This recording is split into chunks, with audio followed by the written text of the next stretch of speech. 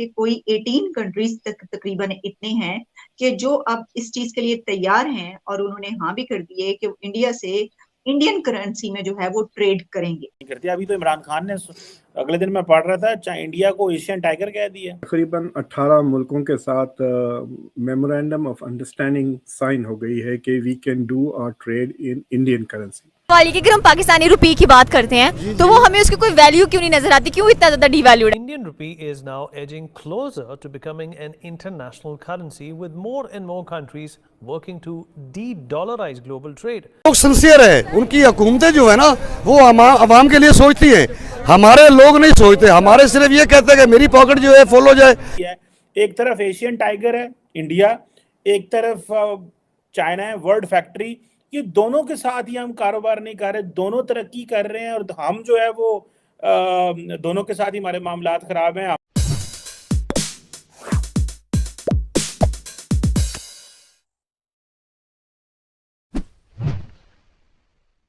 जय हिंद दोस्तों, छुटकू एक्सप्लेनर में आप सभी का स्वागत है। दोस्तों, भारत का रुपया बना इंटरनेशनल करेंसी।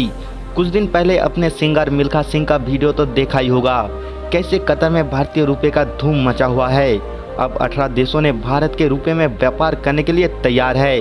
इससे कहीं ना कहीं अमेरिका को बड़ा झटका लगा, क्योंकि जितना भारतीय रुपये मजबूत होगा उतना ही अमेरिकन डॉलर की दादागिरी खत्म होगा। 18 देशों के साथ भारतीय रुपये में व्यापार होता देख पाक मीडिया को लगा बड़ा झटका।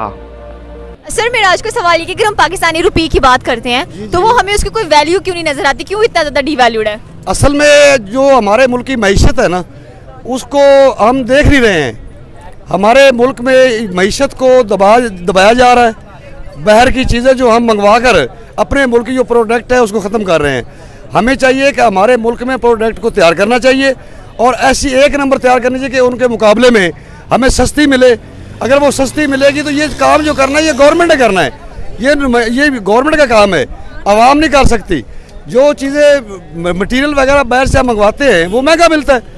जब वो महंगा मिलता है तो ज़ाहिर बात है कि वो प्रोडक्ट जो है वो महंगा हो जाता है। इसलिए हमें ये सोचना चाहिए गवर्नमेंट सतह पर भी और आवाम को भी ये रिलीफ देना चाहिए। अच्छा, अगर हम बांग्लादेश की बात करते हैं, उसके टके की वैल्यू देखें 2 पॉइंट, उसकी इतनी वैल्यू बढ़ी हुई है। इंडिया के पैसों की बात करें तो उनकी इतनी ज्यादा वैल्यू है, उसको ग्लोबल करेंसी का नाम दिया जा रहा है, क्योंकि 18 मुल्क इस वक्त इंडियन रुपये को इस्तेमाल करने वाले हैं ट्रेड के लिए। उनकी करेंसी इतनी ज्यादा कैसे ऊपर जाती जा रही है? वो खबर सर बहुत तेजी से वायरल हो रही है पाकिस्तान में भी, और खबर ये है कि कोई 18 कंट्रीज तक तकरीबन इतने हैं कि जो अब इस चीज के लिए तैयार हैं और उन्होंने हाँ भी कर दी है कि इंडिया से इंडियन करेंसी में जो है वो ट्रेड करेंगे।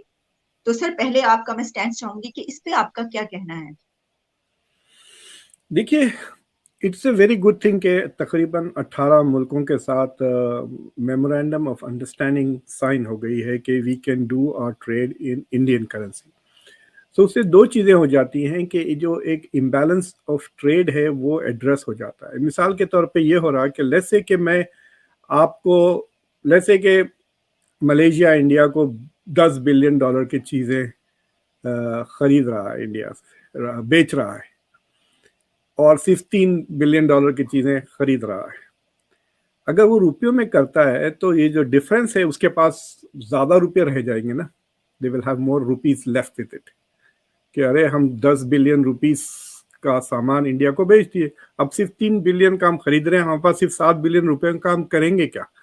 या तो वो वापस इंडिया में इन्वेस्ट कर देंगे वो, क्योंकि वो रुपी है, या दे में रीएडजस्ट के अच्छा ये जो चीज़ हम थाईलैंड से खरीद रहे हैं, ये जो चीज़ हम जापान से खरीदते हैं, उसे छोड़कर ये 7 बिलियन का मजीद हम इंडिया से खरीद लेते हैं।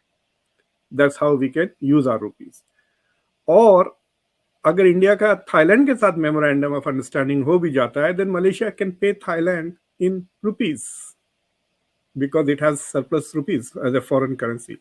अभी ये होता है कि फॉर एग्जांपल अगर आप लेट्स से कि सऊदी अरेबिया के पास से जाके आप तेल खरीदना चाहते हैं, तो सऊदी अरेबिया कहेगा ठीक है ये डील है, इतना हम आपको तेल बेचते हैं $1 मिलियन। तो आप कहते हैं कि भाई हमारे पास डॉलर्स नहीं है लेकिन हमारे पास यूरोज है, चलेगा? तो सऊदी अरेबिया विल प्रॉब्ली से यस टू यूरोज। और उसके बाद कहे नहीं यूरोज भी नहीं है लेकिन कनेडियन डॉलर है, ऑस्ट्रेलियन डॉलर है, चलेंगे? तो वो रिलेक्टेंटली दे में से ओके। अब ये होगा कि कंट्रीज कहेंगे सऊदी अरेबिया को भाई हमारे पास रुपये हैं, क्या आप रुपए ले लेंगे डॉलर के बजाय? एंड अगर Saudi Arabia is one of those countries which since the memorandum of understanding, that will happen. तो उससे ये होगा कि Indian currency will now, Indian rupee will also become an international currency, जिससे ना सिर्फ India will buy and sell but other countries can also buy and sell. जिस तरह से करंटली सबसे ज्यादा यूएस डॉलर है जो तकरीबन 60% है in terms of reserve currency, और ट्रेड तकरीबन 70% तक यूएस डॉलर में होता है। उसके बाद जो सेकंड स्टेटस पे है वो यूरो है, और तीसरे स्टेटस पे कहते हैं कि जापानीज येन है, और फिर युआन भी तेजी से बढ़ रहा है, वो 2% थी। इससे दो चीजें होंगी, एक तो इंडिया की economy will become more stronger, stable, और दूसरे मुल्कों की इकोनॉमीज इंडिया की इकोनॉमी से अब जुड़ने लग जाएंगी because of the use of rupee as a currency. और दूसरी चीज ये है कि अमेरिका के डॉलर से थोड़ी फ्रीडम मिल जाएगी, लोगों को निजात मिल जाएगी, और वरना the US has started using it as a weapon पिछले 10-20-30 साल से। जब तो ईरानियन मसला जब से शुरू हुआ है 79 के बाद से, ईरान के ऊपर जो सलमान रश्दी के फतवे के बाद से जो सैंक्शंस वगैरह लगने लगे हैं, उसके बाद से इंटरनेशनल फाइनेंस में यूएस डॉलर को एज अ वेपन की तरह यूज की है यूएस और वेस्टर्न कंट्रीज ने मुल्कों पे सैंक्शंस करने के लिए, जिससे लोगों की तरक्की वगैरह रुक जाती है। बस ऐसे सैंक्शंस इस्तेमाल किए हैं यूएस से, मैं कह सकता हूँ कि कई दुनिया के करोड़ों लोगों की जिंदगी तबाह हो गई है बिकॉज ऑफ दीज सैंक्शंस। अगर आप इराक का पॉपुलेशन ले ले, ईरान की आवाम को ले ले, ईरान और इंडिया ट्रेड नहीं कर सकते because of this dollar sanctions. तो अगर ईरान भी आ जाता है रुपी के मामले में, then they can also escape US sanctions, और फिर they can begin trading more aggressively and in larger volumes।